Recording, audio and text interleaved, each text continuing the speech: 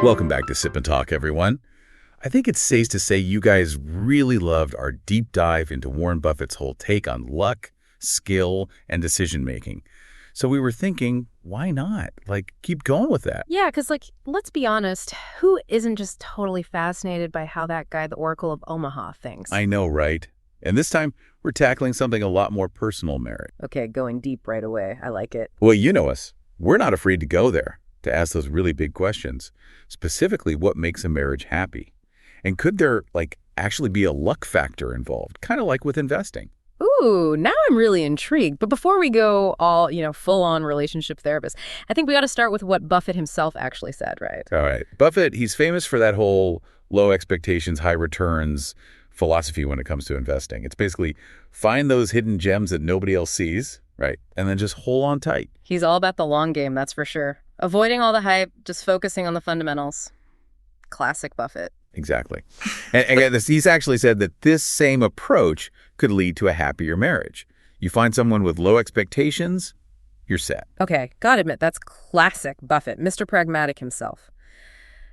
But is he onto something? I mean, think about those early Bitcoin investors. Some of them made a killing, even though they made, some pretty questionable choices. Pure luck, right? Mm-hmm. Just being in the right place at the right time. Could it be that simple in marriage, too? Stumble onto the right person and bam, happily ever after. That's what we're here to unpack. But before we jump to any conclusions, I got to remember, Buffett's success isn't just luck, right? This guy's a brilliant investor, and he puts in the work big time. True. His discipline, the way he researches, how he analyzes everything, that's all a major part of it. So maybe if we apply that to marriage, it's less about finding the one out of the blue and more about, compatibility, shared values, actually putting in the effort to make it work. Exactly. It's like building a solid business partnership, but with, more cuddles.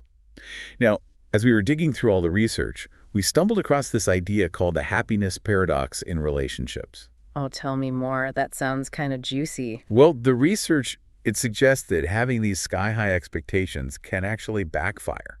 It can lead to being let down even when, objectively, things are pretty good. Okay. Yeah, I think I'm seeing how this ties in with the whole low expectations thing Buffett was talking about. Right. It's like expecting every single day to be some kind of romantic comedy montage, For real, it's just setting yourself up for disappointment. But does that mean we should be aiming for low expectations? That doesn't sound super romantic. No, definitely not. It's more about having realistic expectations. Like that time you're so sure your partner was going to propose on your birthday and then crickets. Oof. Okay, that's maybe a story for another time. But yeah, I get what you mean. Sometimes we get caught up in these big fantasies that have nothing to do with reality. Exactly. And that goes back to compatibility, Yeah. You got to find someone who's on the same page as you, who wants the same things out of life, who defines happiness in this similar way. You know what I mean? And speaking of definitions, our research turned up two main camps when it comes to what actually makes a marriage happy. All right, let's hear about these camps. I feel like this is where things get interesting. Camp number one, we got the emotional fulfillment crew. These folks, they put love first. Deep connection, growing as individuals within the relationship. Sounds pretty amazing, right? Straight out of Nicholas Sparks' novel. Sign me up. But honestly, can that level of intensity really last? $1 million question. Now, then you got camp number two, the stability and practicality crowd. They're all about solid finances, reliable support systems, sharing responsibilities. Less about the fireworks, more like a well-oiled machine. That does sound more grounded, I guess. But can a marriage really be happy without that passionate love? That's the mystery we're trying to solve. And it actually connects back to some of our past deep dives on luck surface area. Remember that whole concept? Refresh my memory, yeah. Basically, it's this idea that the actions you take can actually increase your chances of, good stuff happening. Yeah. So if you're looking for a lasting relationship, choosing partners based on shared values, compatibility in your goals, a healthy way of handling disagreements, it's almost like creating your own relationship luck. I like that. So it's not just about magically finding the right person. It's about being proactive, making choices that line up with what you actually want. Exactly. You can't control every single thing, but you could definitely, stack the deck in your favor. Okay, now here's where it gets a little trickier. What about the stuff outside of our control, the external factors that can really impact a marriage? I mean, the research is crystal clear. Money problems are a huge D factor in divorce. Yeah, that makes sense. Financial stress can put a real strain on any relationship, but I also think it's super important to remember that just because a couple's wealthy doesn't mean they're automatically happy. Oh, no way. There are tons of miserable rich couples out there. It's more about, like, how you handle finances as a team, how you talk about money, if your expectations are aligned. Totally. It's all about being on the same team no matter how much you're bringing in. And here's another curveball. We were reading about arranged marriages where love isn't the starting point at all. And guess what? Some of those couples end up building these incredibly strong bonds over time. Wait, seriously? So even if a marriage doesn't start off with all the fireworks and sparks, deep commitment, going through stuff together, weathering the storms, that actually lead to genuine happiness? That's what it looks like. And that brings up a whole bunch of new questions about what love really is, about choice versus chance. This is getting deep. Even for us, it really makes you think about those arranged marriages, you know?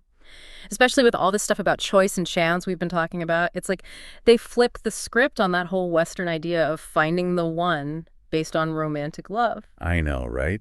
It makes you wonder, like, maybe starting a marriage with a strong commitment from the get-go to the whole idea of marriage, to family, to those shared values, maybe that actually creates a better foundation, a more stable place for love to actually grow over time. It definitely makes you question all those assumptions about what makes a marriage normal or successful, that's for sure.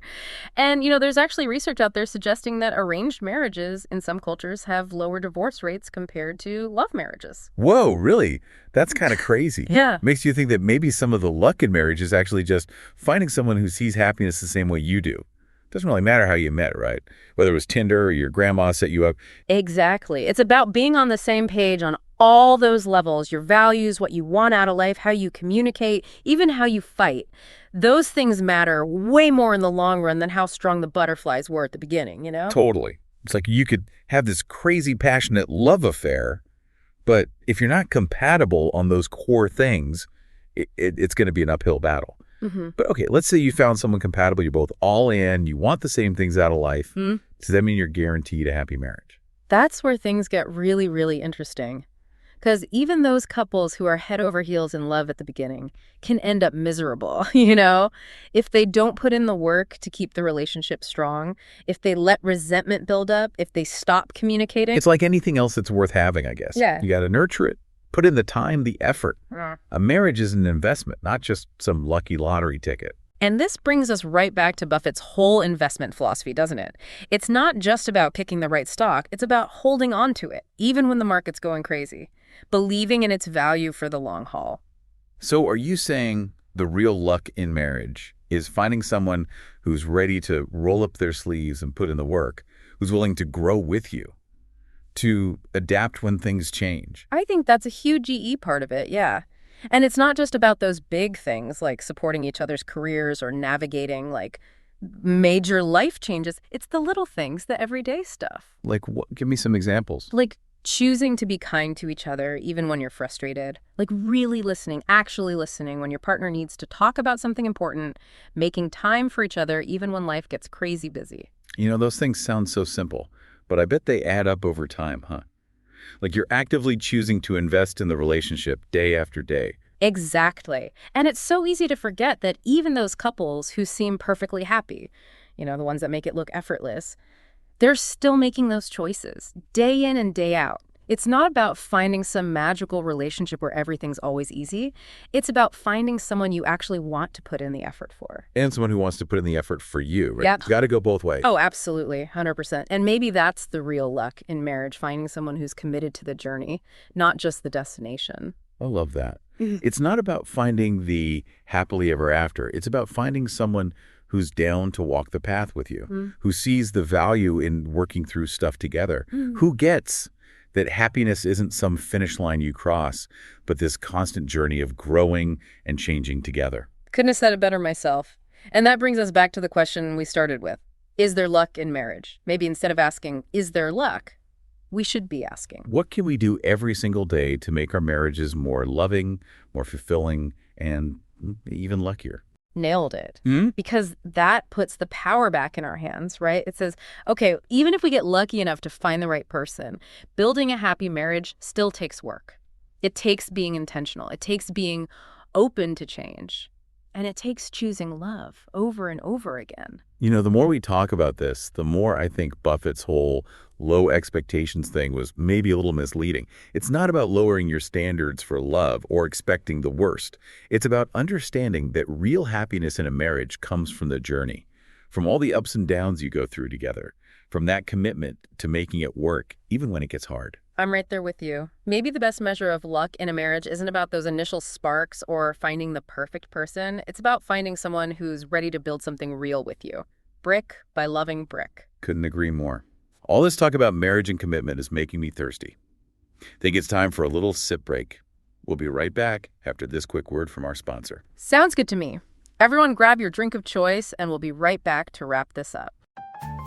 I just want to give another shout out to Micky from Mickytolife. His channel is a treasure trove of inspiration, and he's a huge Sip&Talk fan. Absolutely. Make sure to check him out and maybe even share your awesome podcast intro with him once you've created it. Welcome back to Sip&Talk. We were just diving deep into how much choice and effort goes into building a happy marriage. And now it's time to tackle the last piece of the puzzle. This whole conversation, honestly, it has me thinking about all that stuff we talked about before about luck surface area. Right. That concept, it just keeps popping up, like everywhere. It really does. And it's like it fits so perfectly with this whole marriage thing, you know?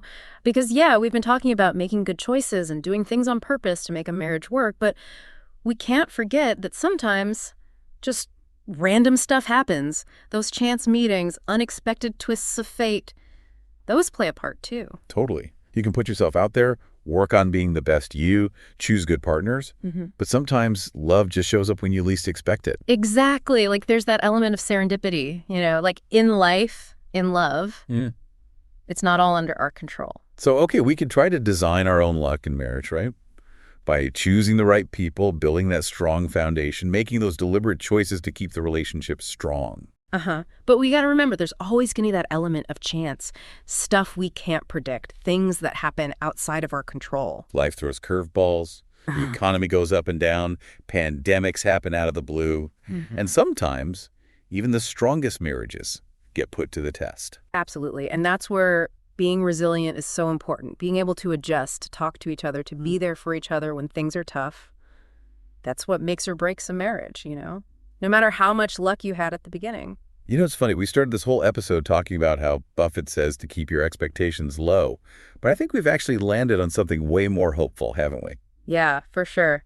It's not about settling for less in love or expecting the worst. It's about realizing that a good, lasting marriage, a happy one, it takes work. It takes commitment. Yeah. And it takes being open to whatever life throws your way. And maybe, just maybe, a little sprinkle of luck on top of all that. Couldn't have said it better myself. So there you have it, everyone. That's our deep dive into whether there's a luck factor in marriage. What do you think? Let us know. We'll be back next time with another episode of Sip and Talk. Until then, keep sipping, keep talking, and most importantly, keep thinking.